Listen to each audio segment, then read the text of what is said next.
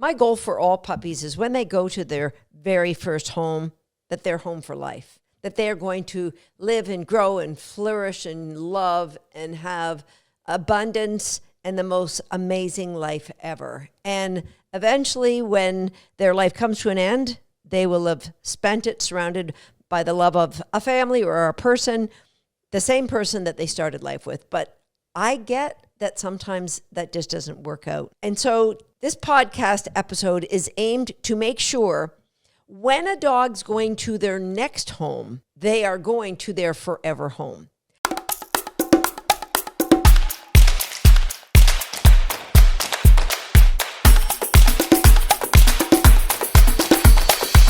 Hi, I'm Susan Garrett. Welcome to Shaped by Dog. I get that there are a lot of rescue dogs out there, and bravo for those of you who are opening up your homes and providing love and affection and attention to a dog who is going on their second or third or fourth or fifth or whatever time around. Hopefully, with what I'm going to share with you today, regardless of what struggles you've been facing with your dog or what struggles you've been facing with your new rescue puppy, this episode is going to provide clarity. I'm going to give you some insight into the emotions of those rescue dogs, and I'm going to share what the priorities are when I bring a rescue dog into my home. Now, if you're listening to this saying, I don't have a rescue dog, how could this be important?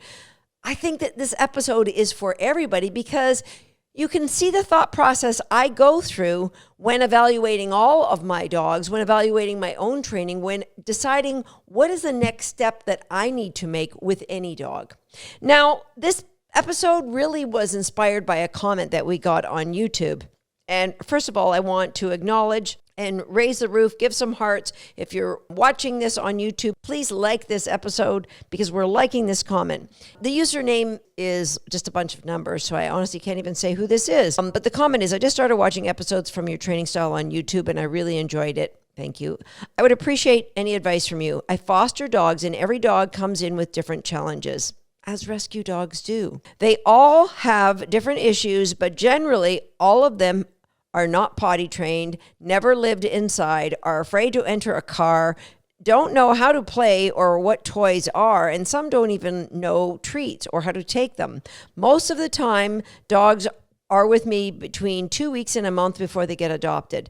I try to train at least a little bit before they get to their new home. I usually take dogs who are longest in the shelter and they look like they're not going to make it out. So a lot of high energy, big dog breeds.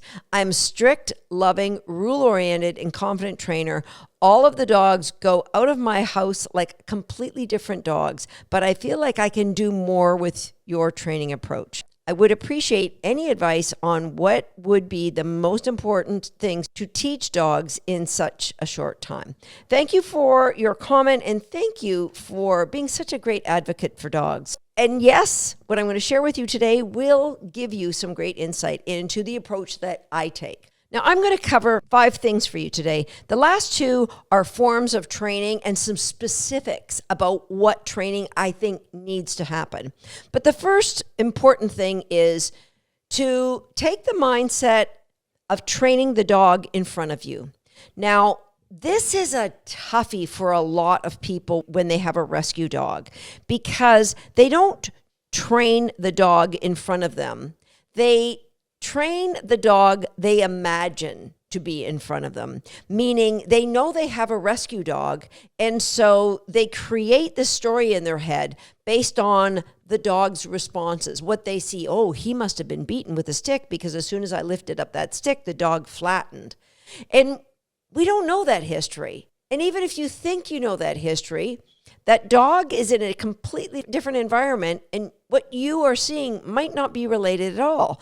Think about why dogs are relinquished to rescue to begin with. Some may be street dogs. Now, those dogs tend to be very, very fearful. A lot of those dogs had zero socialization as puppies, and so there's a lot of that emotion that is not tappable, but the transformation can be incredible with these street dogs. There are dogs who, unfortunately, yes, have been abused, have been tormented, and are just a shell of their former selves. And how lucky are they to have found you in your home? There are dogs who have been abandoned, and either physically abandoned, meaning their owners just moved and left them in the yard, or they could be emotionally abandoned in that they've been living in this house but not been given any attention other than food and water. And eventually, after a couple of years, the family grows tired of them. And finally, dogs are relinquished because they're just misunderstood. Because people imagine what the dog is thinking, and they have such grotesquely overblown expectations of what a dog is, what a dog should come as, what should be factory installed, and what is a flaw. So when I say train the dog in front of you, I mean take away the judgment and take away the imagination of what you think has gone on, and just observe the behavior. If you see fear, we've got to pump that dog's tires. We have to inject joy. If you see anxiety that's expressing itself in the form of hyperactivity, that the dog is just bounding everywhere, then that dog needs clarity. That dog needs confidence from you. Anxiety presented two different ways, one with a dog cowering and one with a dog getting the zoomies and sprinting all over your home, can still be representative of an anxious dog. So you need to train the dog in front of you, and so important that you do that without judgment, without arms on your hips, without arms crossed in front of you, without wagging your grandmother's finger at that dog. All dogs need our patience as we grow that bond together, because that's what training is about, growing a relationship together.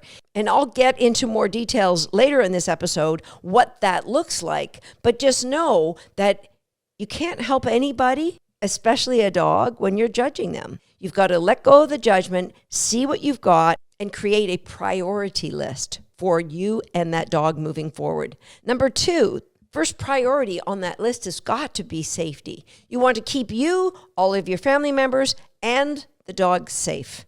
Now, if you've adopted this dog from a rescue, you will get some form of a background, but it might be incomplete, and it doesn't tell you how that dog is going to respond coming into your home. Maybe they're moving into a home that has dogs and children, and if, just a heads up, you're not letting them, all the dogs and children meet that dog in the first 5 seconds that they're in the home. More on that later. But you might have the dogs, in another room, but the smell is different. You might have a home with a wooden or polished or linoleum floors, and they've never been in any environment with slippery floors. There's so many reasons why the dog is acting the way they are. So number one thing we want to do is create safety in that you're going to be really cautious. There's going to be no hugging and no kissing. Yes, there's going to be patience, and there's going to be, reinforcement, and there's going to be nurturing. You don't want to put yourself in a place of potential mishap until you have developed that trust with the dog, and the dog can let you know their true feelings, and you can learn how to move forward with your relationship. Number 3 is you're going to create an environment of great success, meaning you don't want to be disappointed in your dog. You don't want the dog to have accidents in your house or cause any destruction in your house. You want to create the living environment in such that it's easy for the dog to be successful. That might start with a comfortable area for the dog to sleep in. You might initially start that off by bringing the dog into a small room and put a baby gate across the doorway, and that it's just you and that dog in that environment, maybe with a dog bed. And then you can start some of the conditioning training that I'm going to get to later on. Ideally, as I mentioned in Shape by Dog episode number 78, you will be taking 1 or 2 weeks off away from work so that the dog can come into an environment and you are going to be the constant there. You are going to be the one to help introduce the dog to that safe environment. You're going to start by conditioning a bond. And the conditioning of the bond, you have to know what the dog likes. Now, if it's a new environment, depending on the background that dog has come from, they may not want food or toys from you for the first 24 hours, and that's okay. You can just, let them know I'm here when you need it. Imagine you're trying to create a relationship with somebody. And what would be the best way to create that relationship? Would it be to have demands of them? To tell them, I don't like the way you're looking at me. I don't like the way you've combed your hair. No. The best way to create a relationship is, hey, why don't you come and have a seat? We can talk, get to know each other. Now, that dog is going to talk by the way they act. Let them sniff around the area. Maybe toss some really high value food rewards on the floor for them. Just start with 1 or 2. And if the dog is accepting to that, then now you've given them a nice place to sit, a dog bed. And while you're here, hey, can I order you a chocolate lava cake and a coffee? Oh, well, now I can open up a little bit to you. Now you can get a little insight into who I really am. So that first 24 hours is about creating an environment where the dog can be comfortable, where the potential for confidence and joy to bloom is there because there's you and your non-judgmental self, and there's an environment where the dog can get reinforcement, can earn reinforcement from the environment, aka you're just dropping cookies on the ground. And so now we've started the conditioning process. Now, training any dog for me takes on the picture of conditioning behaviors and shaping behaviors. And the goal of all training is to create an amazing bond between you and your dog, making it easier for that dog to bond with other people in your life. At the same time, creating clarity for the dog about what they can expect from you. It's not, here are my expectations all as your owner. It's, here's what you can expect when you're living in your new home. This is what it's going to look like. Here's how meals are going to be prepared. There's going to be other pets in the environment, and you're going to get to meet those other pets later on. So conditioning means we are adding something of value to the dog when they're near something that we would like to condition. Now, conditioning can take on the form of conditioning tools, conditioning places, and conditioning you. We want to create value for different things. And so in order to do that, we really need to know what that dog loves. So it can be food, it can be toys, it can be a chance to run around the backyard. What does the dog love? And then you're going to start pairing what the dog loves with any one of those 3 groupings of items. So I like to start off with words. So I've already mentioned the word search. By saying search and then dropping a cookie on the floor, we are conditioning the dog to, when you hear the word search, start looking on the floor for one of your really high value cookies. You might say, Susan, why would I drop food on the floor? I don't want my dog to start eating things off the floor. It's a really fundamental game because we want our dog to have location-specific markers. Look here for this marker. And yes, there'll be times when we want to throw cookies on the floor as a game that resets the dog in the middle of training. Say we were training them to be in a spot, eventually get in their crate. You could say search where they could burst out, grab the cookie, and drive back in. It looks like we're just letting the dog go grab cookies off the floor, but in fact, we're conditioning their driving back into the crate. So having that cue is very valuable in your training, as will conditioning the word cook. Now, with a new rescue dog, I would say cook and present a piece of food on my open palm rather than trying to feed them between my fingers. Now, as I know the dog and I know that they have a soft mouth, then maybe, yes, you can deliver between your thumb and your finger, but no rush on that one. Feed out of the open palm. Remember, safety is number 1 priority. So search, cook, and the third location-specific marker that I'll use is chow, which means I'm pushing a bowl of food over to you and you can have it. Sometimes, once my dog knows it's your choice, I will keep a couple cookies in a bowl while we're training, and if something they do amazing, I'll say chow and they can run over and grab that food. Mostly I'm going to use cook or search for my words. And then the final one that I would introduce my dog to is the word that I call strike, which means grab the toy, but you can just say tug. The word I used to use is just tug, grab the toy. Lots of fun. By having these words, you are creating a dopamine hit for your dog because they can anticipate something amazing is going to happen once they hear the word. So creating clarity in the dog's life by helping them understand what is going to predict something amazing, what is going to predict that dopamine spike. Yes, I get it. They don't know about dopamine spikes, but that's what's happening. We now are one step closer to creating autonomy for that dog in their life. And what a great gift we can give dogs. So after the location-specific markers, then I'm going to want to condition tools, a collar and leash, a harness, a dog crate, a blanket on the floor. So I might start by putting a blanket on the floor and my dog looks at the blanket because like, that's weird. Why'd you put that on the floor? I say the word search, put a cookie on there. And eventually that grows to be a target. I mentioned this exact process on my YouTube page where I talk about target training for dogs.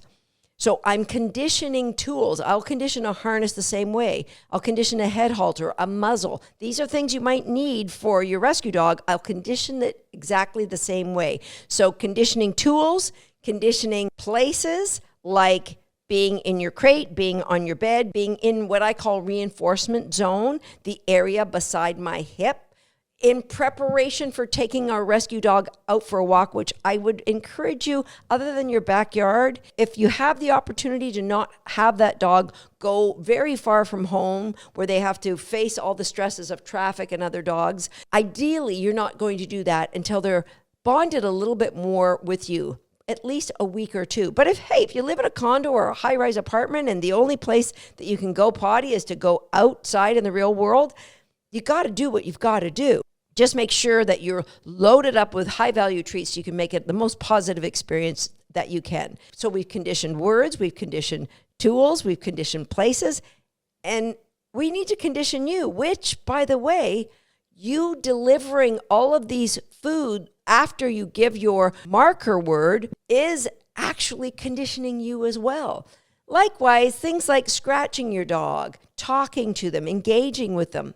Those are ways that you are helping to condition you as someone that they want to be around. We've done the conditioning. Now we want to do the training. So what are the priorities for learning with my rescue dog? Safety, always. So I'd like to condition crate games and their name, call once game, condition the collar grab. So anytime that I have to grab for them, they're going to go, oh yeah, this is a game. I get good things. When we're conditioning tools, we've got the dog that we can grab their collar and they know a cookie is coming. The games are going to be about safety, confidence growing, and the skills that give us an amazing family pet. Those are the priorities. Now, you're going to train the dog in front of you, evaluate what is the most important thing. Now, you might have a 150-pound Great Dane. The important thing might be getting them out of your condo. Conditioning them to love a head halter or a harness might be the biggest priority so you can get them out for a long walk to make it easier, more at ease in relaxing in your apartment.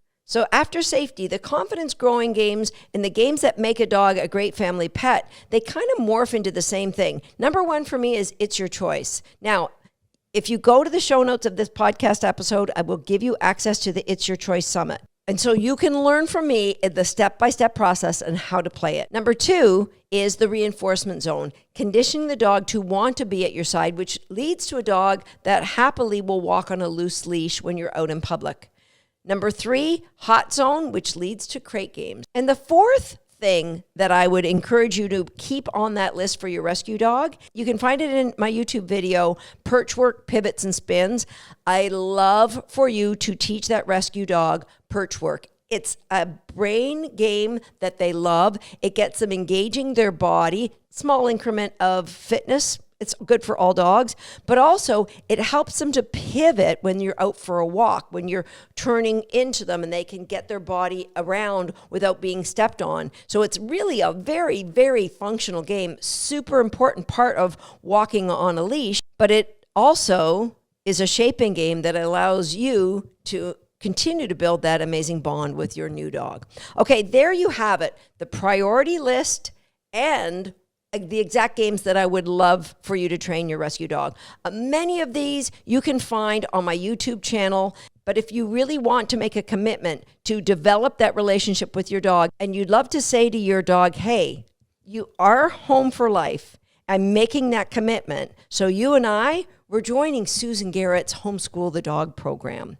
Homeschool the Dog is a program that we have on our website. I think it's around $300, but because you're listening to this podcast right now, if you write to my team at wag@dogsthat.com and say, my dog is home for life in the subject line, then my team will know to send you a code that you can get our Homeschool the Dog program at the biggest discount that we've ever offered. And please, all of you, join me in making a commitment to your dogs that they are home for life, that this home is their forever home. And I promise you, when you make the commitment to play these daily training games, that will be the biggest thing you can do to make sure that happens. I'll see you next time right here on Shaped by Dog.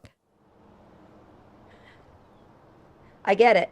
Some people like to hang out in the background. You can still do that, but go ahead and hit the subscribe button now and turn on the notification bell so you'll never miss another video from us while you're hanging out in that background. And if you're already a subscriber, that's for you. Go ahead and give yourself a great cookie.